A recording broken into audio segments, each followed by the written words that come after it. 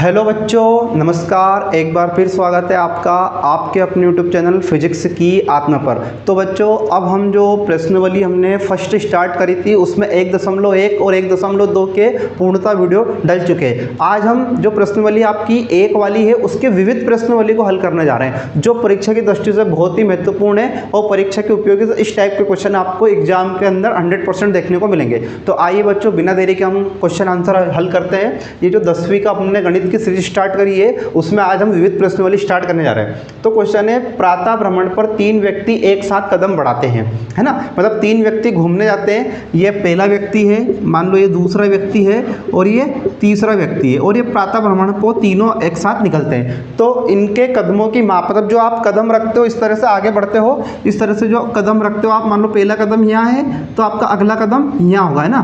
तो इनकी जो माप दी है आपको, ये दी है, ये 40 सेंटीमीटर रखता है। जो दूसरा व्यक्ति की कदमों की माप दी है ये रखता है 42 सेंटीमीटर, और ये जो तीसरा व्यक्ति इसकी जो कदमों की माप है, मतलब ये 2 कदम के बीच की जो दूरी है ये है कितनी, ये 45 सेंटीमीटर की दूरी पर रखता है ना। तीनों व्यक्ति जाते हैं तो वहाँ लघुत्तम दूरी क्या होगी जिससे प्रत्येक व्यक्ति समान दूरी पूर्ण कदमों में तय करे। मतलब ऐसे छोटे और आधे कदम नहीं रखने, पूरे पूरे कदम रखने, और ऐसी अपने को दूरी कम से कम दूरी निकालनी है कि वो समान दूरी, मतलब जैसे ये 40 सेंटीमीटर का है, ये 42 सेंटीमीटर, 45 सेंटीमीटर, तो एक साथ हो सकता है कि ये 1 मीटर चले, ये भी 1 मीटर चले और ये भी 1 मीटर चले। तो वो न्यूनतम दूरी अपने को निकालना है कि ये तीनों एक साथ पूर्ण करें, है ना। तो आइए बच्चों, इस क्वेश्चन को हम हल करते हैं और समझते हैं। तो जब भी आपको क्वेश्चन के अंदर लघुत्तम दिखे तो लघुत्तम के लिए आपको लेना है एलसीएम, है ना, क्योंकि लघुत्तम होता है छोटा से छोटा और आपको पता है एलसीएम मतलब होता है लघुत्तम समापवर्तक। तो लघुत्तम समापवर्तक निकालने के लिए मैंने आपको गुणनखंड विधि सिखाई है, तो आपको इसका भी गुणनखंड के रूप में तोड़ना, इसको भी तोड़ना और इसको भी।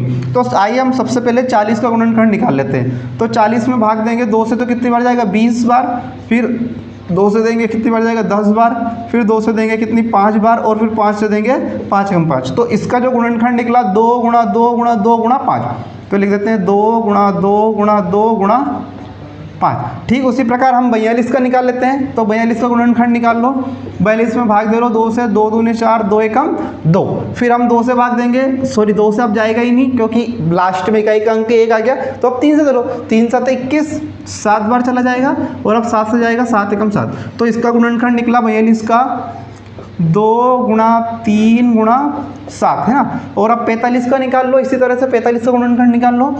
तो 45 का हम निकालेंगे 3 से, 3 एकम 3, 3 5 15, क्योंकि 1 बच जाएगा, है ना। फिर 3 से देंगे 3 5 15 और 5 एकम 5। तो बच्चों 45 के गुणनखंड निकले अपने 3 × 3 × 5, है ना।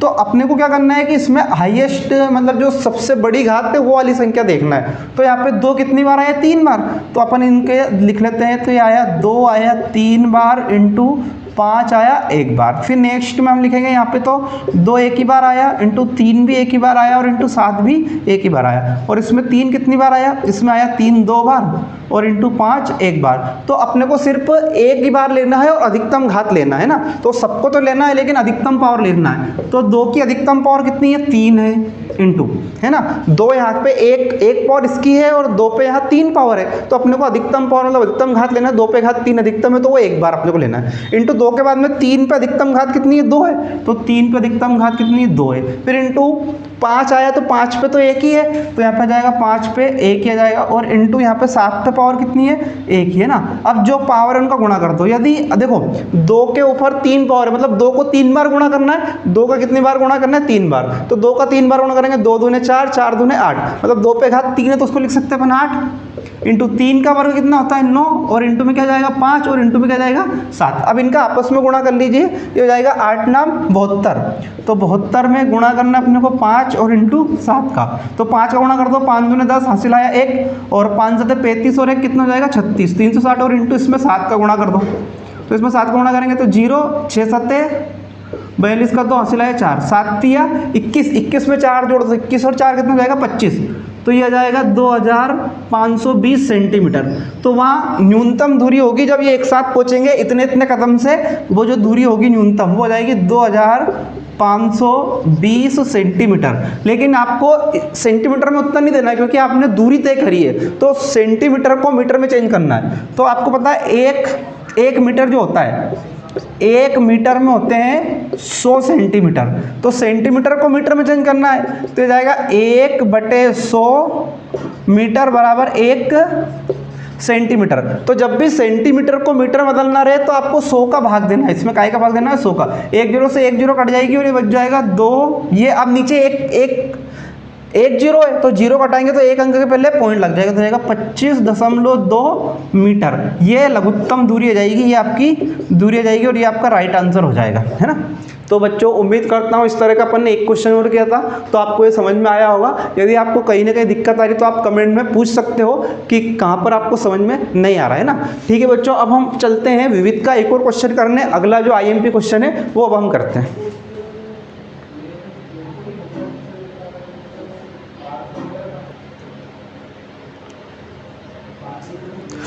तो बच्चों आइए देखो, अगला क्वेश्चन आपको विविध प्रश्नावली का दिया है। सिद्ध कीजिए √3 + √5 एक क्या है? अपरिमेय संख्या, है ना। आपने को ये बताना है कि √3 और प्लस √5 एक कैसी संख्या है? अपरिमेय। इस टाइप के क्वेश्चन अपन ने और भी किए हैं।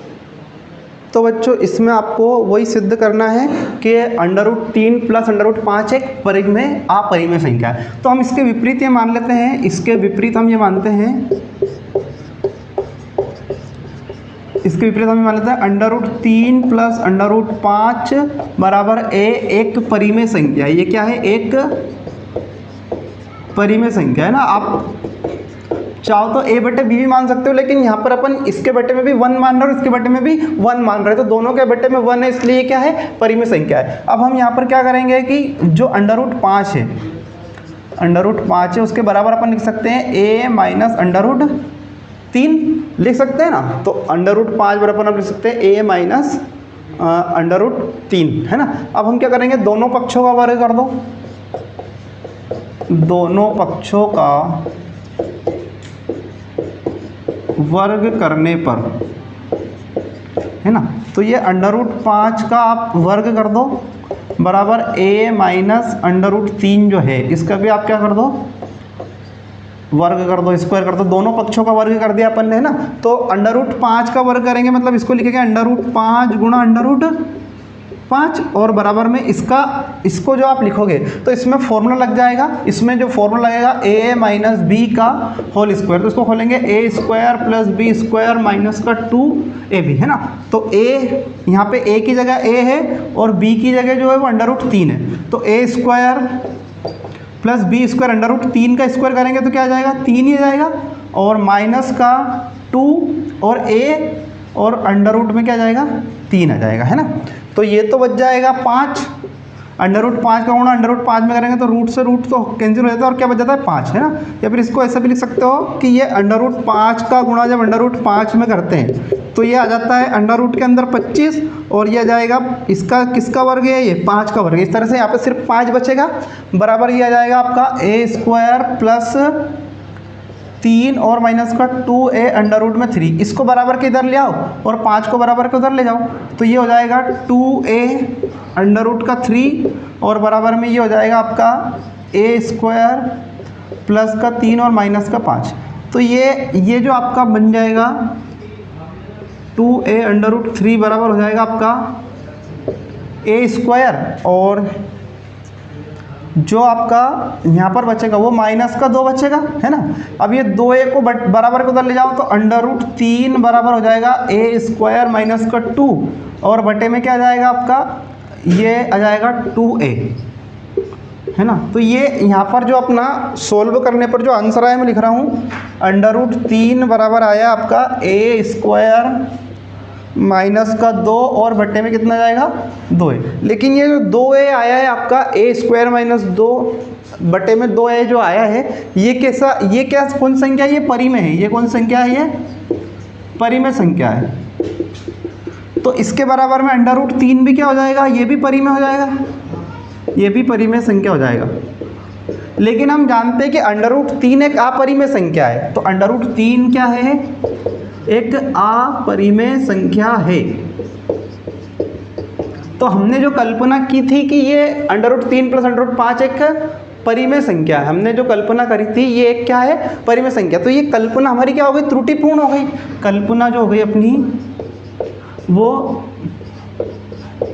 त्रुटिपूर्ण है, अतः under root 3 plus under root 5 एक क्या है, ये एक परिमेय संख्या है। ये क्या है, एक अपरिमेय संख्या है, अपरिमेय संख्या है। बस आपको इस तरह से ही सॉल्व करना है। इस टाइप में सिद्ध करने वाले क्वेश्चन में सिर्फ आपको लिखना है और आपको बताना है कि ये परिमेय संख्या नहीं है, ये एक अपरिमेय संख्या है ना।